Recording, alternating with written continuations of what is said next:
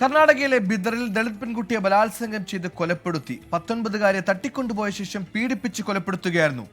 സംഭവത്തിൽ ആൺസുഹൃത്ത് അടക്കം 3 പേരെ പോലീസ് അറസ്റ്റ് ചെയ്തു.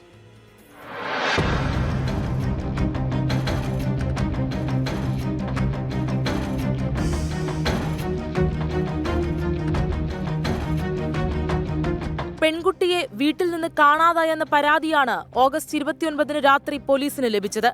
പോലീസ് നടത്തിയ തെരച്ചിലിൽ 3 ദിവസത്തിനു ശേഷം പെൺകുട്ടിയെ കൊല്ലപ്പെട്ട നിലയിൽ കണ്ടെത്തി. വീടിന് 1 കിലോമീറ്റർ അകലെയുള്ള ആളൊഴിഞ്ഞ സ്ഥലത്ത് ചോര വാർന്ന നിലയിലായിരുന്നു മൃതദേഹം.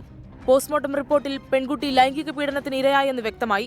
തുടർന്ന് നടത്തിയ അന്വേഷണത്തിലാണ് റായ്ചൂർ സ്വദേശിയായ രാജേഷ് മാല എന്ന ആൾ പെൺകുട്ടിയുമായി അടുപ്പത്തിലായിരുന്നുവെന്ന വിവരം ലഭിക്കുന്നത്. ഇയാളെ പിടികൂടി ചോദ്യം ചെയ്തപ്പോഴാണ് ഇരയെ ബലാത്സംഗം ചെയ്ത് കൊലപ്പെടുത്തിയെന്ന് സമ്മതിച്ചത്. പ്രണയം നടിച്ച് വീട്ടിൽ നിന്നിറക്കി പെൺകുട്ടിയെ സുഹൃത്തുക്കൾക്ക് മുന്നിൽ കാഴ്ചവെച്ചു എന്നാണ് പോലീസിന്റെ കണ്ടെത്തൽ. സംഭവത്തിൽ രാജേഷിനെയും 2 സുഹൃത്തുക്കളെയും പോലീസ് അറസ്റ്റ് ചെയ്തു. 24 ബംഗളൂരു.